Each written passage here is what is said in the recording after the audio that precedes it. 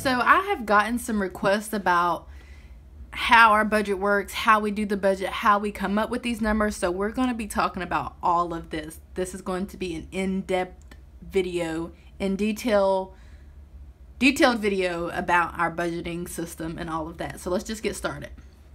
So the first thing that I want to say is it is just my husband and I. We started budgeting in June after we got married, about like 5-6 months or something like that after we got married, and we've been at it since June of this year. So for, not many months actually. And I just want to say that there are just two of us, my husband and myself. Also, we live in Georgia and we live in a low cost of living area, so that's pretty much how we get away with most of this stuff and how our expenses are so cheap as far as rent goes, housing I should say. The rest of these things are totally expenses that any other renter out there these are totally feasible for anyone out there who's renting. If you have a home, a mortgage, or whatever the case is, that will be a little bit different because you'll have way more expenses than us and all of that. But as far as like your average renter, I think that all of this is pretty much feasible aside from the housing, depending on where you are. And if you have a mortgage or if you're a homeowner, you can apply a lot of these to your own budget as well. So anyway, let's just get started. So as far as rent goes, we moved from an $800 apartment to a $570 apartment, and this is the 2-bedroom. We could actually downgrade and move into a 1-bedroom, but we just haven't yet. Doing that would actually bring our rent down into the 400s. I think it would be like 420, which is crazy. So as far as our housing goes, we live in a really popular area, like a popular part of town. We're by a lot of things. We live off of a really busy road. So as far as that goes, you would think that it would be a little bit more expensive, but the apartment really isn't that nice. I can probably show you guys.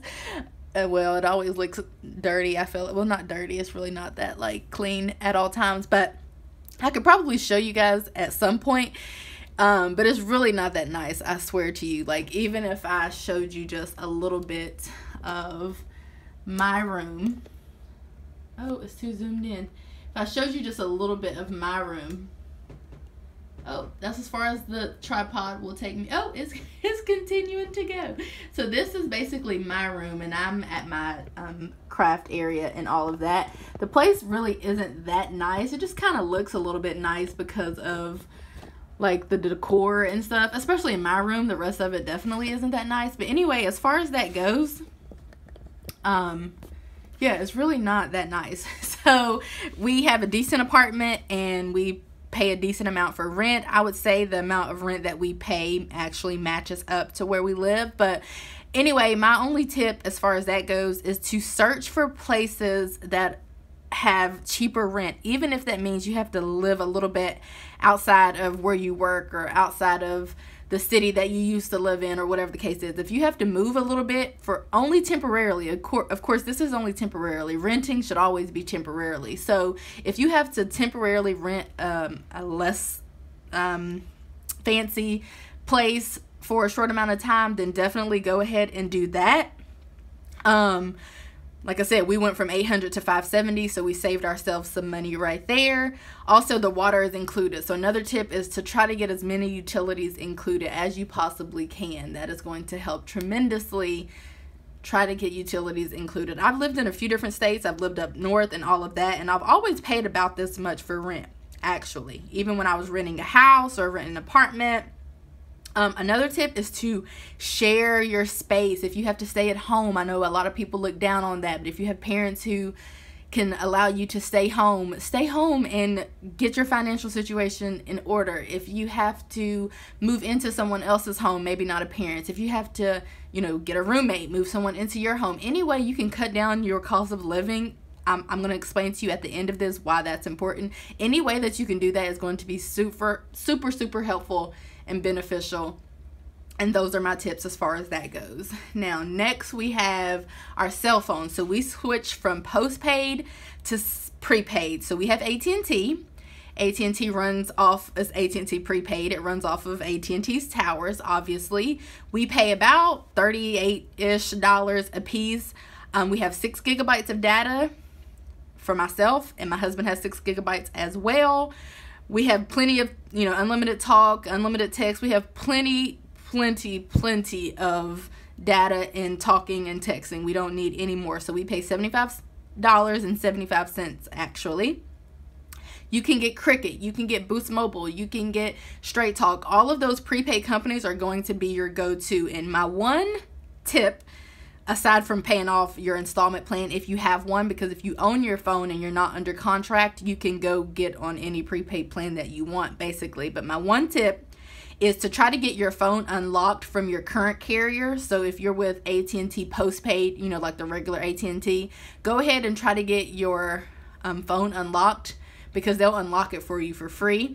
Go ahead and try to get that now, and then in the future when you go away from them, you can go to anywhere you want because your phone will be unlocked. So I can talk about that more later. I don't want to talk, spend the whole time talking about that, but that's my one tip as far as phones go. Also, as for us, we enjoy AT&T's service and network. So the only options that we had were AT&T prepaid and Cricket. So if you're with Verizon, look up the prepaid company that is like contracted with them or that is under their towers and move to wherever that is. So I don't know anything about anything except for AT&T. Just try to do your research and go to the company that's going to have the same service, because essentially if you have the same service, you're not losing out on anything. We haven't lost anything whatsoever. We're just paying $125 less, because we used to pay $200 for our postpaid phones and our installment plans. Now we pay $75. So that's my tip as far as cell phone goes. Electricity, I only have a few tips, and they're the same tips that everybody probably gives. Try to turn off lights, unplug things that you're not using. What we do is we track our electricity on Georgia Power. So every couple of days, I will look on there and see where we're at. They also send me a notification once we hit 125. 125 would be really expensive in the winter time, so I don't intend to hit 125 during the winter whatsoever. But I don't really, 125 is the threshold. Like, I refuse to pay over 125 for electricity, so I monitor that and I just try to stay on top of that. And like I said, turning off lights and unplugging some things. I do unplug, like I don't unplug my washer and dryer and refrigerator. I mean, obviously not like any big appliances like that, but other small things, I do try to unplug those. And like I said, really just unplugging things and turning off things and monitoring if you can. Georgia Power does allow you to do that. You just have to log on, click usage, and then it'll show you where you're at. So for all of my peoples in Georgia, you can do that. Allowances. Typically, my husband and I do $100 a month, and we do $100 a month because of our income. So if we made, let's say we only brought in as a couple $2,000 a month, our allowance will probably have to be like $30 at best as far as allowances goes, because you don't want your allowance or the money that you spend on whatever the heck you want to be hogging up all of the money that you bring in. So for us, we keep ours at $100 a piece, and that's only sometimes. So sometimes we are like this month I'm doing a no spend. This month you guys will see it in a few what my husband has spent, but you guys know that he did break his no spend and he's overspent, but he's still under 100. So we just keep it that at $100 a piece, but we aim to, of course, spend less. Just because it's there doesn't mean we have to spend it. So some months we spend under $100. Some months, like November, we try for a no spend, but that's why we do $100 a month, because of our income and because that's a pretty safe amount for us. Haircuts, my husband goes to a military base to get his haircut. Obviously, if you can go to a military base, if you can go to a beauty school, or if you can cut your hair yourself, that's going to be ideal. I don't really get my hair done, but if you're a male, those are some tips that I would give. Even if you're a female, you could essentially dye your own hair, cut your own hair, braid your own hair. You can do your own hair. And of course, this is only for a limited amount of time. Once we're out of debt and meeting our financial goals, we will go back to not being so frugal. But that's why we do $15 for haircuts every single month. And my husband does try to just get one because he wants to be frugal, but also because he's lazy as well, and only makes it out there to the military base like once a month. So we do $15 a month for haircuts. Dates, that really depends on the month. These are all really like estimates, really. So for dates, what we really like to do is factor in what it is that we want to do. So this month we went on our anniversary trip, so we had an anniversary line item. But like next month in December, we have a few things that we need to do, but as far as like they're really like parties, kind of. There's really no like dates. So like, let's say we wanted to go to a concert, we would factor in the price for that concert. So let's say we were going to a concert in December, we would look up the ticket prices and all of that, and we would put that for dates, because we definitely go on dates, but it's not like all the time. So we like to factor that in as the month comes, if that makes sense. So we don't just do $50 every month for dates. We really just do what activity we have going on. So if we want to go to the carnival, if we want to go to here, if we want to go there, we look up the price, how much it's going to cost, and then we put it in here and we budget for it. So that's how we do dates. So some months it says 0, like this month. Other months it might say 50, it might say 100. We're really, not too frugal on that. We kind of just spend whatever. We will never not go on dates because of debt, of course, but we, sometimes it is 0, sometimes it's 100, sometimes it's 150. Anything beyond 150 would probably be too excessive, but sometimes concert tickets and comedy show tickets and things like that we go to every couple of months, some of those are a little bit more expensive. But that's pretty much how we do dates. It's like a case-by-case scenario, a month-by-month scenario. Next is donations and gifts. So this is not for tithing or anything church related. This particular one is for the donations to like charity or to some person, and this is for giving to people usually and to charity. So usually that's month by month too. So if we have a birthday that we know it's coming up, or if we have a graduation, or if we have someone's, anniversary that's coming up that we buy gifts for, whatever the case is, we will budget that in. So that's a month by month basis. But at the minimum, we usually put about $25 here, because we know that we're probably going to forget somebody's gift, or some at work somebody's going to be getting married or having a baby or something, and we need to give money that way. I also have donations coming out of my checks at work, so at the bare minimum we can rely on that. I'm kind of a donator and a giver, and that's part of the reason why I'm in the predicament that I'm in now.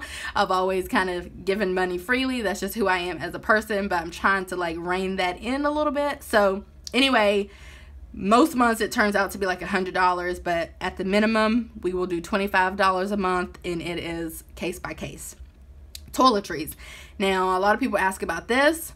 When we go to the store, we get toilet paper, paper towels, washing detergent, all of those things that we need, and we do that usually on a monthly basis. So I don't know where other people go, but we go to Walmart usually, and we normally don't spend over $30. Some months we do 20, because if we go get toilet paper, depending on the size, that may last us a month and a half, or that may last us 2 months. Or if we get washing detergent, considering we don't love to wash dishes, that may last us 2 months as well. Or laundry detergent, that may last us 2 months as well. So it's not every single month we're getting these items. Again, it's only 2 of us. So if there are more people in your household, that may be different. You might want to look into couponing, which I'm actually going to start doing just to see what it's about.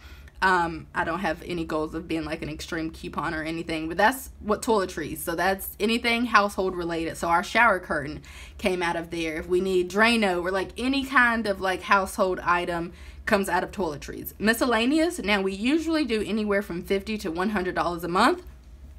And as far as that goes, that's just really stuff that we don't budget for. So let's say, as you can tell, we don't have a clothing budget. So let's say somebody needs a new coat or some new shoes or stuff like that. So that's like a catch-all. So anything random that comes up throughout the month will come out of this category. And we normally do like 50 to 100 depending on what the month is looking like, and what our budget is looking like.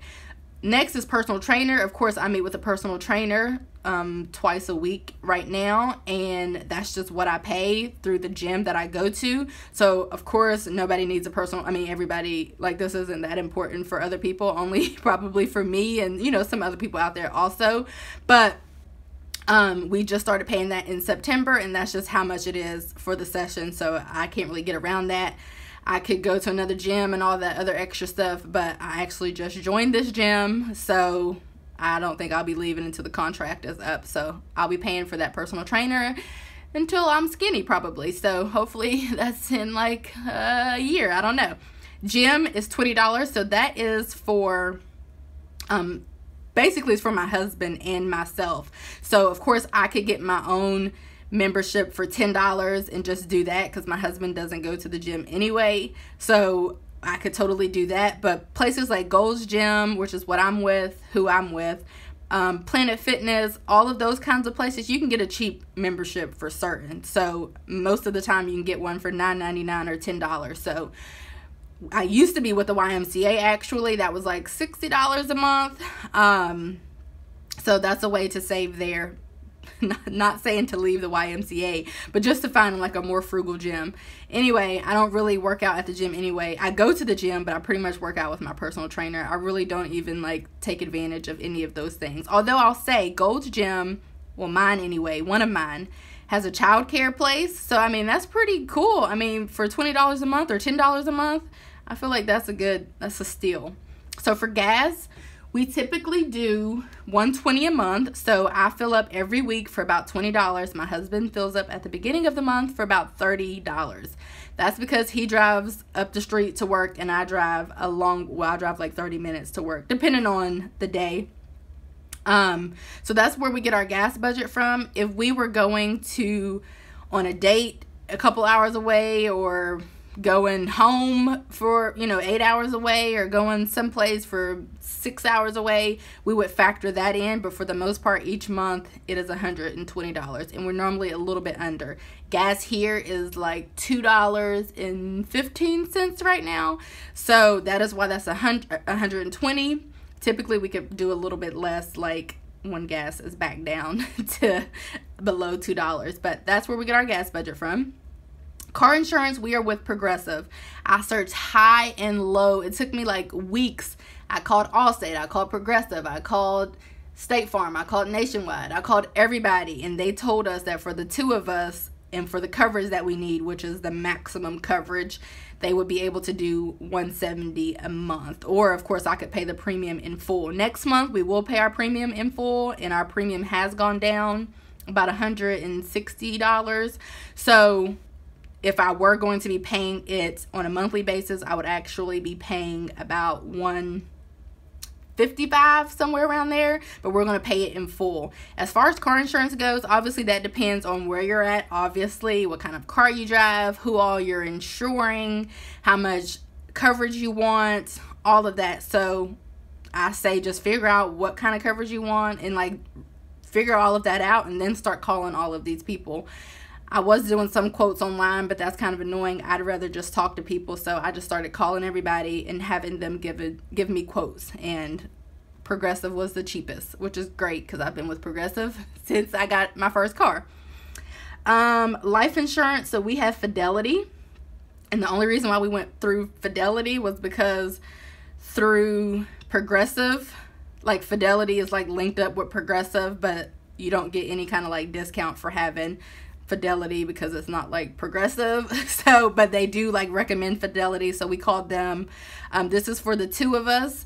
That of course depends on your age and your health and the face value of the policy. I highly recommend life insurance, of course, especially if you have debt or if you have dependents.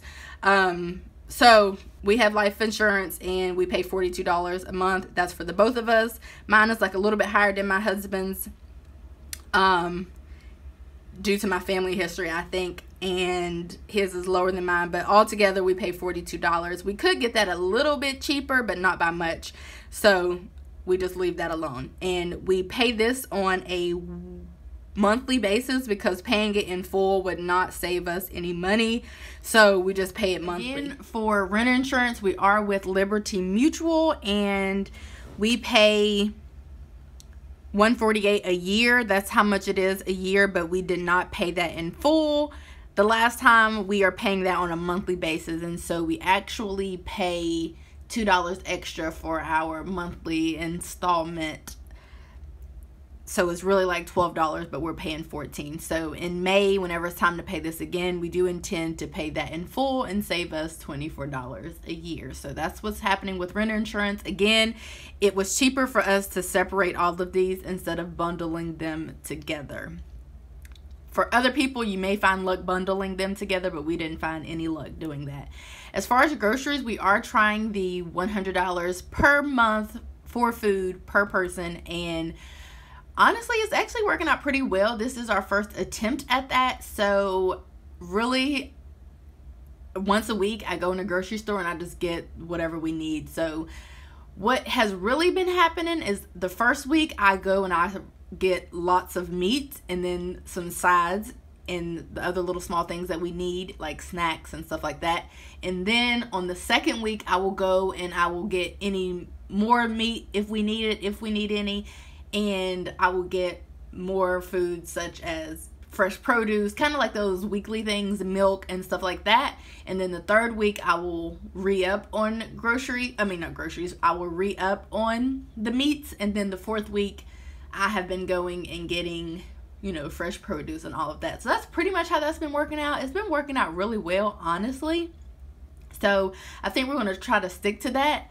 I think we're actually going to even be a little bit under budget for December. So that's been working out pretty well. Anyway, that's kind of how the groceries thing works out. And it's been working out pretty well. Like I said, I'll continue to do that. Restaurants, usually this is really for me and my cheat meal. And, you know, I'm encouraged to take a cheat meal. So I pretty much will do that on like a Friday or Saturday. And my husband will pick up something from the drive-thru, McDonald's, Taco Bell, Chick-fil-A, something like that. And then we'll just eat, you know, that for dinner. So that's pretty much why our restaurants is at $50, and I would like to think that that is plenty, and that's been working out. Again, we can't go to, of course, any like fancy place or anything like that, or we really can't go to a sit down restaurant because that would take up too much of that. So we pretty much just stick to going through the drive-thru. Some months we go over or whatever. Sometimes we have, like next month, we'll need to factor in probably a little bit more because we have to go to like some parties for work and stuff like that. So, but for the most part, restaurants is at 50, and that does the trick for us. By no means does anybody have to go to restaurants, of course. Rollover, that is the amount that we need to roll over to the next month. So this month we didn't need to roll over any because we get paid on December the 1st, but let's just say we got paid on December the 5th. We would need to roll over enough for groceries for the first week, gas for our cars, our cell phone bill, which is due on the 1st, our cable and internet, which is due on the 3rd, and even our student loan, which is due on the 5th, all of that. So we would have to factor all of that in. So that's really what the rollover category is for, and it's a month by month, case by case scenario kind of thing.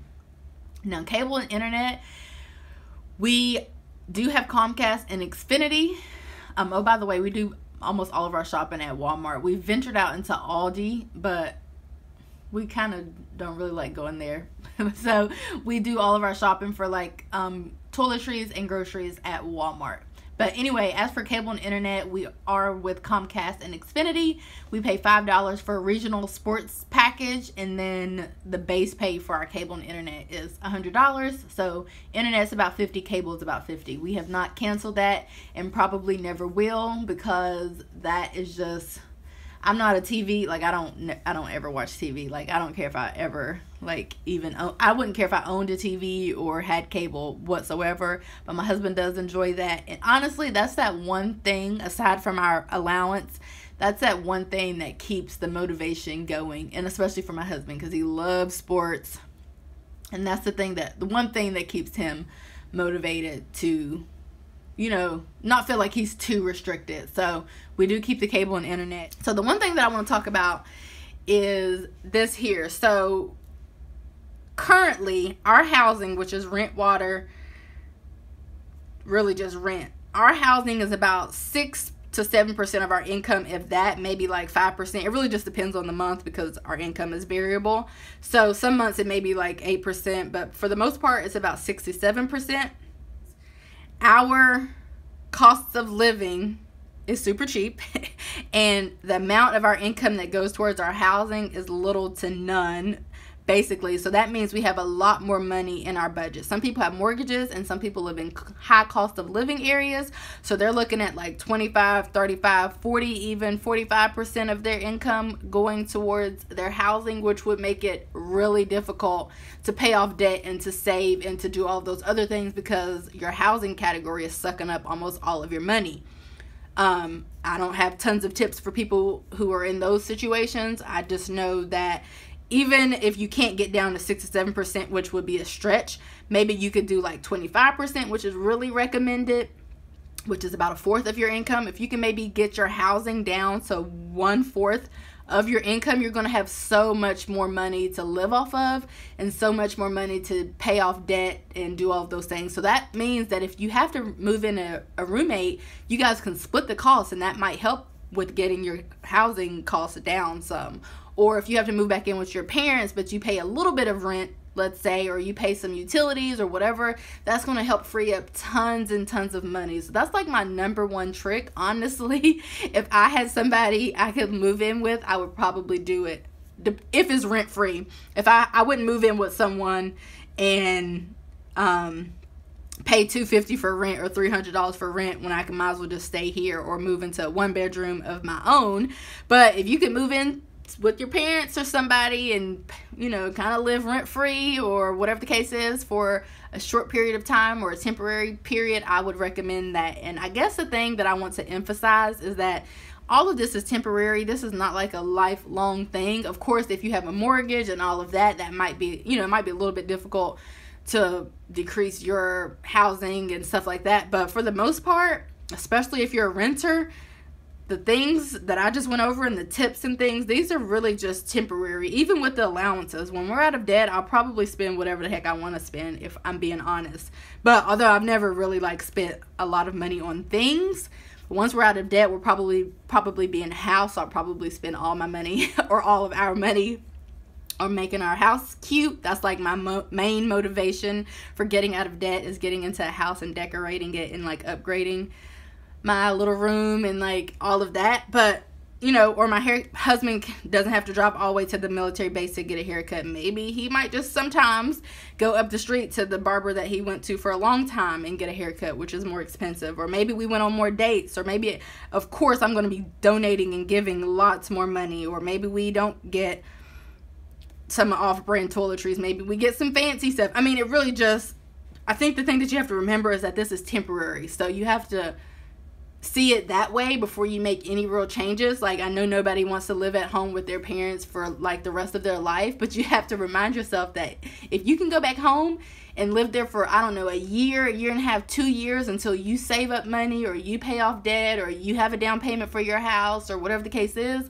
definitely do it. Even though it seems a little bit taboo in the American culture, I feel like I highly recommend it, and I would do the same for my kids. Another thing that I want to say is that my husband and I actually always had like extra money, and we've always been pretty frugal. So like doing this, some of these things wasn't like life-changing for us. In fact, we already had moved into this cheaper place before we even started budgeting or thinking about budgeting anyway. We've always been pretty frugal, but we spent our money on whatever the heck we wanted. So travels, eating out, OMG, you could find us at any restaurant at any time on any given day. Like, we thought we were entitled and needed to be eating out every single day, basically. So, I mean, we just spent our money on whatever. So it's not like we've always not had extra money in the budget. We've just spent it all. So a lot of these tweaks and changes weren't that detrimental for us because we're okay to live how we're living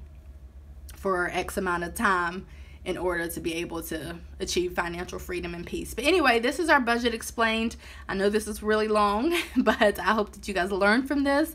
Of course, if you have any questions, comment down below, email me, all of that good stuff, and I will talk to you guys really soon. Bye.